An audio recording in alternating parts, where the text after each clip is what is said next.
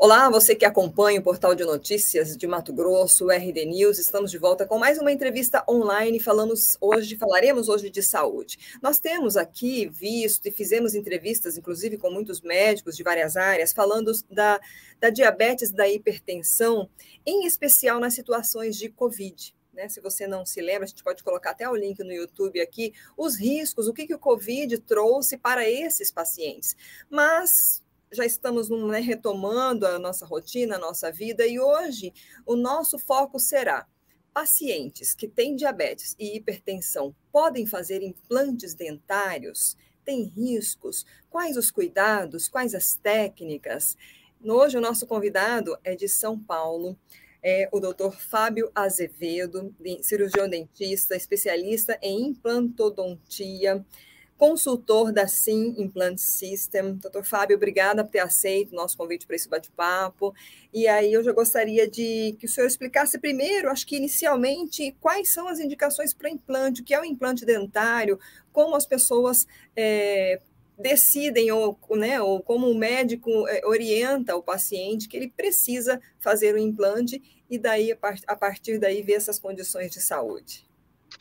Bom, primeiramente, agradecer o convite. É um prazer sempre falar de saúde, sempre falar de sorrisos.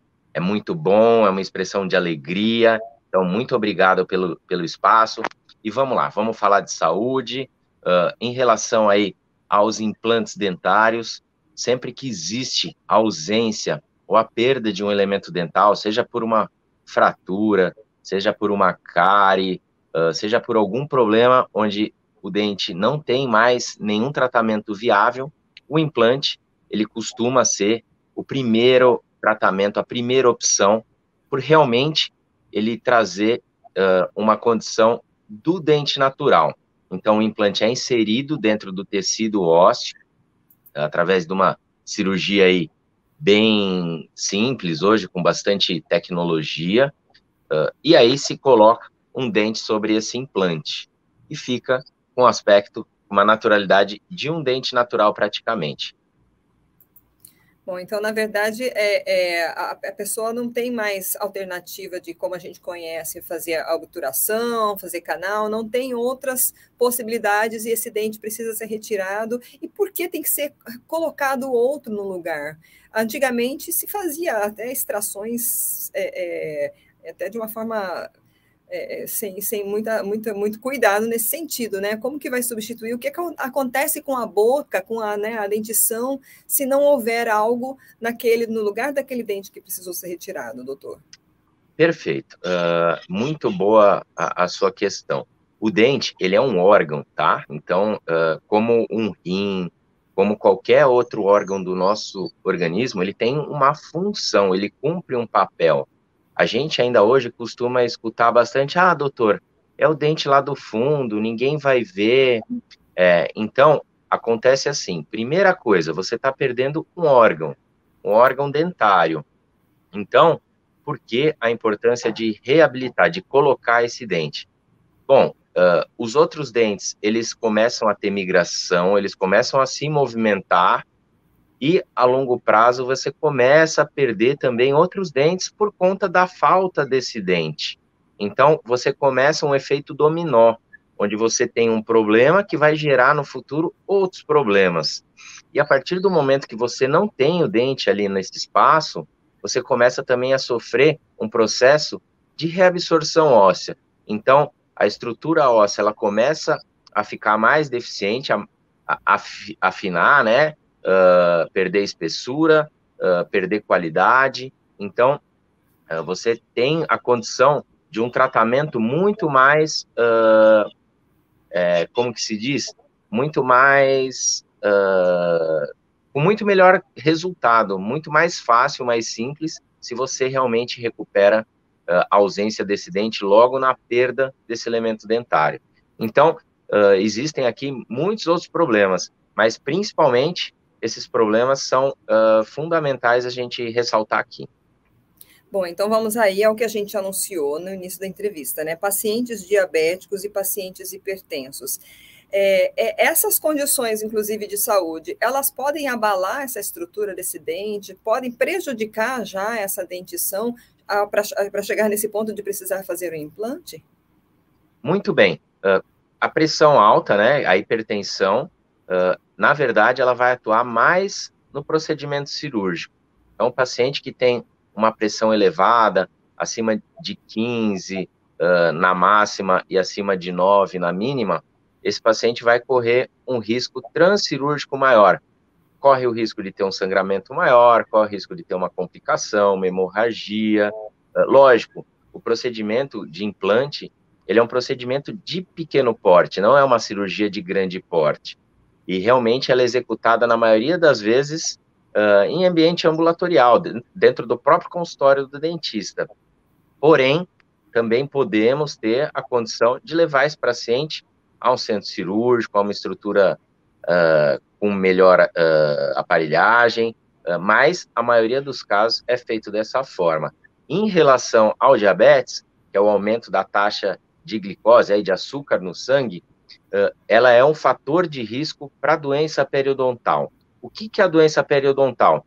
É aquela doença que começa a destruir o osso de suporte. O dente começa a ficar mole, a gengiva começa a retrair, começa a sangrar. Então, ela é uma evolução da gengivite, que é aquela inflamação da gengiva, que fica mais sensível, mais avermelhada, sangrante por muitas vezes ao toque. Então, é uma doença que ela acontece na calada da noite. Ela não tem grandes sintomas e muitas vezes, na hora que o paciente vem ao consultório, essa doença já está avançada e realmente o elemento dentário ali já está numa condição que a gente não consegue um prognóstico bom. Então, a diabetes, ela é muito perigosa nesse sentido, entre outros fatores aí, mas principalmente esse é o maior risco em relação à saúde bucal. Bom, então, na verdade, assim, falando do paciente hipertenso inicialmente, né, que o senhor destacou a questão da cirurgia. Para o momento da cirurgia, quais são os cuidados que o paciente precisa ter para que tenha segurança, para que não haja nenhum risco, no caso, então, do hipertenso? Bom, Lids, em relação a esse tipo de situação e qualquer outra situação cirúrgica, a gente tem que partir do princípio que o paciente é potencialmente sadio. Então, todo tipo de patologia de base que esse paciente tiver que apresentar, ou até mesmo ele não souber, deve ser investigada através de uma anamnese, que é um questionário de perguntas e respostas, e aí a gente pede exames específicos para realmente avaliar essa condição. E a partir do momento que o paciente ele é potencialmente saudável, ou seja, esses índices eles estejam controlados, eles estejam normalizados, esse paciente é um paciente normal, como qualquer outro paciente, sem uma patologia, sem uma descompensação aí, de saúde. Então, a gente deve partir desse princípio em qualquer tipo de patologia. Então, fazer uma investigação prévia, pedir exames de imagem, exames sanguíneos, se for o caso, encaminhar esse paciente a um colega médico para que faça o acompanhamento aí desses índices, e aí sim a gente trabalha com uma segurança maior, com uma previsibilidade ainda maior e deixa o tratamento bastante seguro. Na hora da cirurgia, se a pressão estiver elevada, ela deve ser feita ou ela tem que ser adiada? Como é que, assim, até uma curiosidade, tem muita gente que chega, não sabe que é hipertenso, e nesses exames, nessa anamnese, acaba descobrindo essa hipertensão? É verdade, é verdade.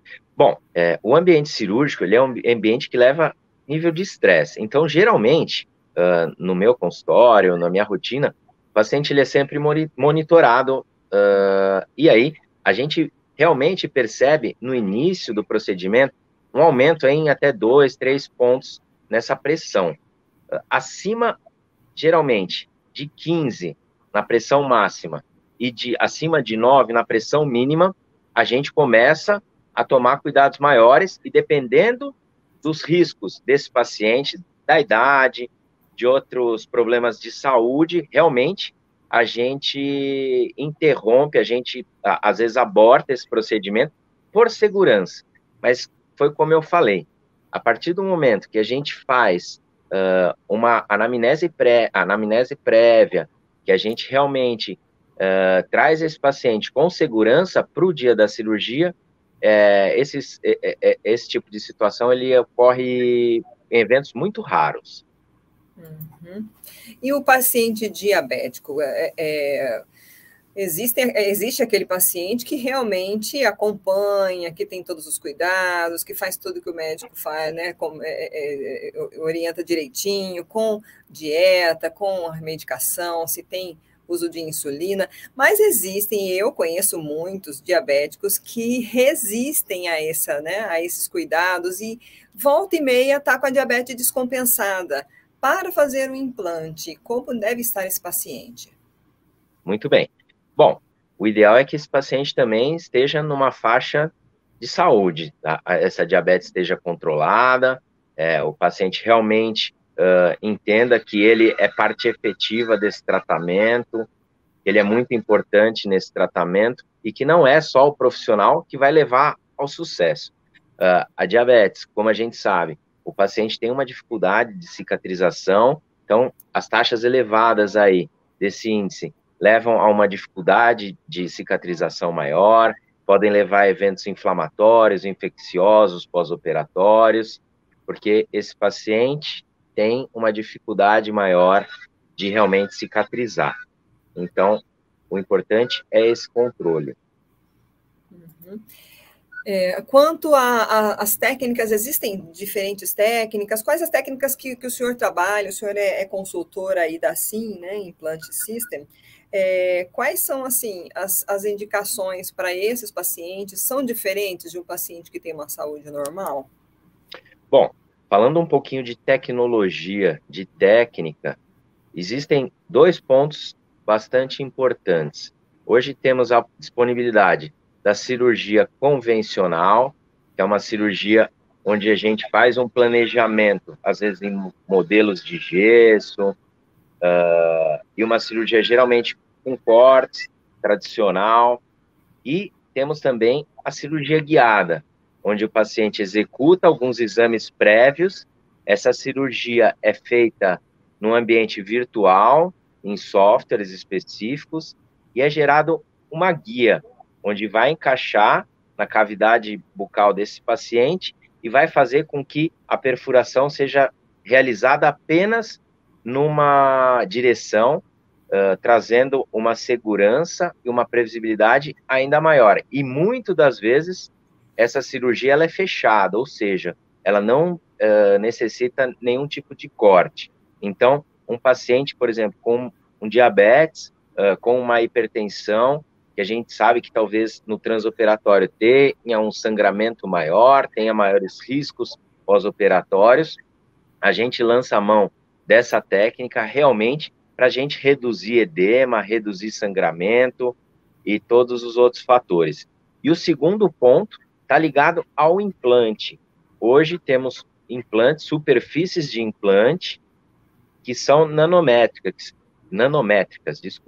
que tem uma tecnologia aí muito avançada, onde ele faz com que o sangue chegue mais rápido nessa superfície, tenha uma cicatrização mais eficiente, mais rápida e minimize os riscos de perda de implantes, de falha da cirurgia. Então, existem hoje tanto produtos na área para melhorar a resposta do organismo e do paciente, como técnicas cirúrgicas também para melhorar todos esses fatores. E o pós-operatório? Quanto tempo o paciente pode, por exemplo, precisa ficar afastado de trabalho? Quais são os cuidados, né, nesse momento, né, no pós-cirurgia? Bom, em relação ao pós-cirúrgico, ele costuma ser bastante tranquilo, tá? Com conforto. Existem medicamentos que lançamos mão aí para melhorar essa resposta, minimizar inchaços. Geralmente, os pacientes ficam afastados aí 1 a 2 dias, né, das suas atividades, por conta realmente de um conforto maior, nada melhor do que o lar da gente, né, e uma tranquilidade às vezes. Então, tem pacientes que tem uma vida mais agitada, mais atribulada, que tem que retomar as atividades no dia. O que a gente pede realmente é de 1 a 2 dias e evitar exposição ao sol, evitar exercícios físicos, realmente aí por uns 7 dias evitar essa atividade física. Bom, alguma questão, antes da gente falar, eu queria que o senhor falasse um pouco do que é assim, né, da indústria, alguma questão relacionada ao paciente que o senhor queira destacar que a gente não falou, alguma orientação que o senhor considera muito importante, até para ele tomar essa decisão, porque a gente sabe que hoje, principalmente depois da pandemia, muita gente está até se cuidando mais, né? E a questão dentária também é algo que a expectativa de vida já aumentou, então, independente da idade, todo mundo quer estar bem, quer estar com um sorriso bonito, né? Então, assim, tem algo específico, alguma orientação, doutor? Olha, eu acho que a gente poderia fazer um resumo rápido aqui. Então, assim, não tenha medo, tenha realmente muita confiança no profissional, faça a investigação necessária, controle esses índices e você será um paciente potencialmente seguro, potencialmente saudável. Os implantes, eles existem aí há mais de 40 anos e durante esses 40 anos, nós da indústria, do desenvolvimento, da ciência, da pesquisa, vamos aprimorando ainda mais essas técnicas, ainda mais o produto, para justamente trazer uma maior previsibilidade, uma maior segurança para você. Então, se você é hipertenso, se você é diabético, não se exime, não se coloque de lado em fazer esse tratamento. Muito pelo contrário, é muito importante você estar com a saúde em dia e você realmente se reabilitar e se cuidar. Sobre o sistema, né, sobre assim, e também onde encontrá-lo, né, redes sociais, os canais aí para as pessoas conhecerem melhor. Tá, muito bem. Assim, é uma indústria na área de implantodontia, é uma indústria 100% nacional, e hoje ela está presente em mais de 25 países, nos principais mercados do mundo, como Estados Unidos, Europa. O Brasil é um país de tecnologia odontológica e na área de implantes bastante pujante. O inventor da implantodontia moderna era um sueco, o professor Brånemark.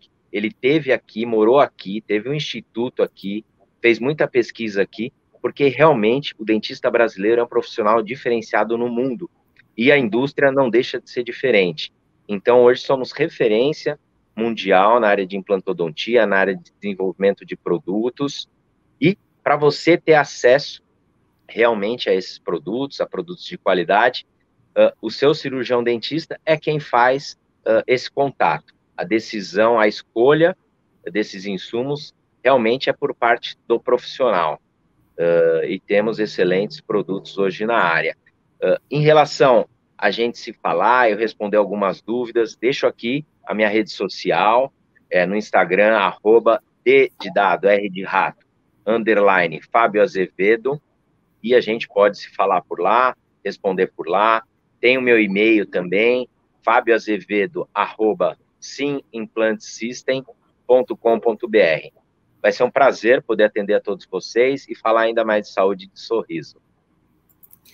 Tá ok, doutor Fábio, muito obrigada novamente pelo seu tempo, sua disponibilidade, pelas informações. Espero que a gente tenha tirado muitas dúvidas, né? Tem gente que fica, às vezes, com medo e claro, a informação, conhecimento nos ajuda, nos faz ir para frente, né? Nos faz decidir pelo melhor possível. Então, espero que a gente tenha ajudado aí muitas pessoas. Obrigada. Imagina, eu que agradeço o convite, fico à disposição. E no que depender de nós, o futuro será sempre sorrindo. É isso aí. E quem está nos assistindo, curta e compartilha essa entrevista, pelo menos com uma pessoa que, de repente, está nessa situação aí, quer decidir e quer tirar essas dúvidas. Obrigada pela audiência, obrigada, doutora, até a próxima. Até a próxima, grande abraço.